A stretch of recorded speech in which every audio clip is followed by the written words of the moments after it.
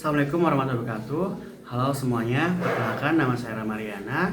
Saya merupakan mahasiswa Universitas Sabarsia jurusan akuntansi dengan NIM 250301010004. Oke, hari ini saya akan mempresentasikan materi pengantar akuntansi sesi 14 mengenai fraud, internal control, dan cash control. Oke, sebelumnya definisi fraud. Apa sih sebenarnya itu fraud? Fraud sendiri menurut Donald R. Casey merupakan penyalahgunaan ataupun pelanggaran yang dilakukan oleh seseorang dengan menyalahgunakan jabatan atau kekuasaan untuk kepentingan pribadi. Jadi fraud ini adalah sebuah tindakan kriminal, dikarenakan adalah sebuah tindakan kejahatan teman-teman, yang mana mereka menyalahgunakan kekuasaan mereka, menyalahgunakan posisi mereka untuk keuntungan pribadi mereka, bisa berupa keuntungan finansial ataupun bisa keuntungan lainnya yang dapat menyebabkan kerugian bagi orang lain. Oke, menurut Donald ini ada beberapa faktor yang dapat memicu adanya fraud. Tiga faktor ini disebut fraud triangle gitu. Pertama ada pressure atau tekanan, yang kedua ada opportunity atau kesempatan, yang ketiga realization atau realisasi.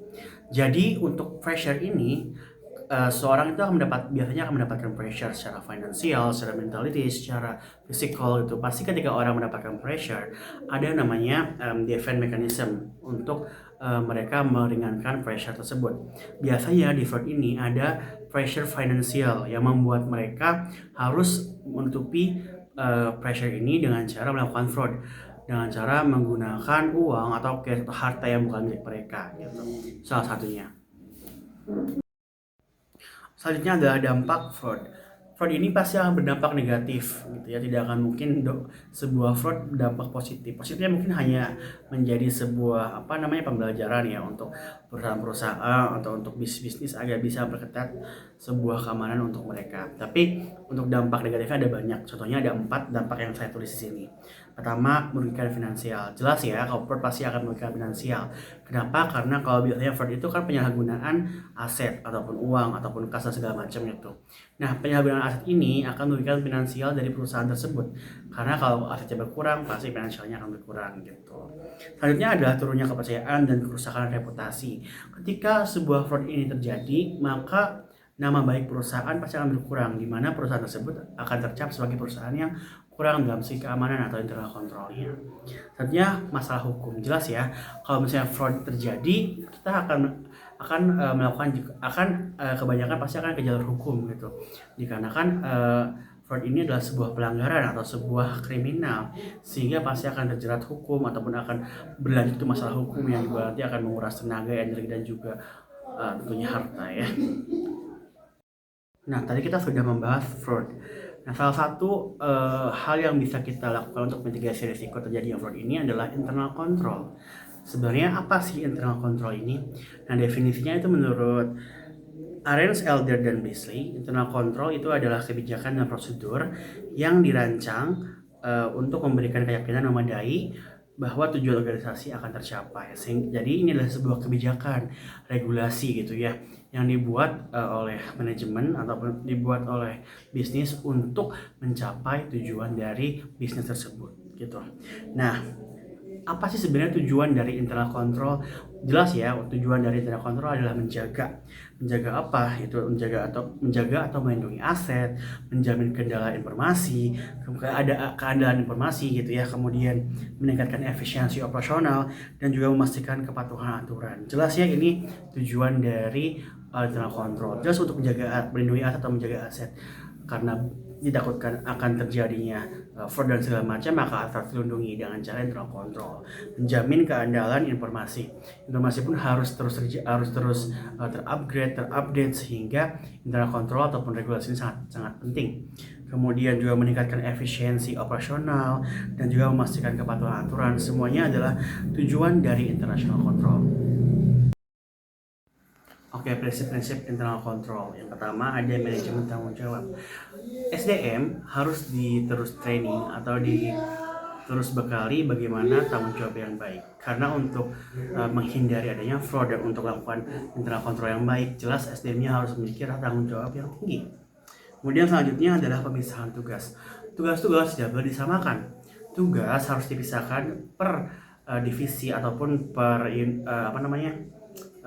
job desk, dikarenakan setiap job desk yang tidak dipisahkan akan lebih memberikan kesempatan untuk seorang melakukan fraud ataupun melakukan pelanggaran. Selanjutnya itu adalah dokumentasi yang memadai. Untuk setiap regulasi pasti harus ada yang namanya dokumentasi untuk pengecekan, untuk pemeriksaan. Maka internal control ini memiliki prinsip dokumentasi yang memadai untuk sebuah pengecekan yang andal ataupun yang tepat, itu harus ada dokumentasi. Selanjutnya adalah observasi yang memadai. Selain dokumentasi, observasi juga harus memadai. Kenapa internal control ini kalau tidak ada namanya observasi, maka akan banyak kesempatan gitu, akan banyak luang, karena dokumentasi pun bisa dipalsukan. Nah, selanjutnya adalah cash control. Jadi apa sih sebenarnya definisi dari cash control? Cash control adalah sistem pengendalian internal yang digunakan untuk menjaga aset kas gitu, dan juga memastikan pengolahannya secara sangat transparan. Ada dua jenis nih. Cash control itu ada yang pemeriksaan penerimaan pengendalian kas dan juga pengendalian pengeluaran kas. Oke, untuk cash control, cash receipt control atau pengendalian penerimaan kas ini bertujuannya untuk bersama memastikan seluruh kas yang terima tercatat dengan benar, kemudian mencegah pencurian atas penggelapan kas, kemudian juga menjamin transparansi penerimaan kas. Nah, contoh kasusnya ini adalah, contoh kasus penerapannya adalah pemisahan tugas antara penerimaan kas dan pencatatan kas agar tidak bersatu, sehingga kalau misalnya tugas jadi kesalahan kita bisa langsung cek gitu di mana di antara penerimaan atau pencatatan kas. Kemudian penggunaan bukti penerimaan kwitansi. Alasannya ya karena untuk bukti tadi, salah satu dari internal control ya, kalau misalnya lebih banyak bukti maka lebih gampang untuk dicek gitu. Terus penyetoran kas ke bank secara rutin dan pemeriksaan dan rekonsiliasi kas secara rutin. Kemudian selanjutnya adalah cash disbursement control atau pengendalian pengeluaran kas. Tujuannya pertama untuk mencegah pengeluaran kas tanpa izin, kemudian menghindari pemborosan dan kesalahan pembayaran, dan menjamin akurasi pencatatan pengeluaran kas. Nah, contoh penerapannya ini ada di setiap pengeluaran kas harus disetujui pihak berwenang, sehingga untuk pengeluaran kas ini lebih sulit gitu ya. Jadi harus disetujui terlebih dahulu. Kemudian penggunaan cek atau transfer bank, pencatatan pengeluaran berdasarkan bukti transaksi resmi sehingga tidak dapat dipalsukan gitu karena buktinya sudah resmi. Kemudian pembayaran dilakukan oleh bagian yang berbeda dari pencatatan agar lebih mudah untuk pengecekannya gitu. Dari materi ini, fraud sendiri adalah sebuah hal yang nyata gitu ya, sebuah risiko yang benar-benar ada di akuntansi.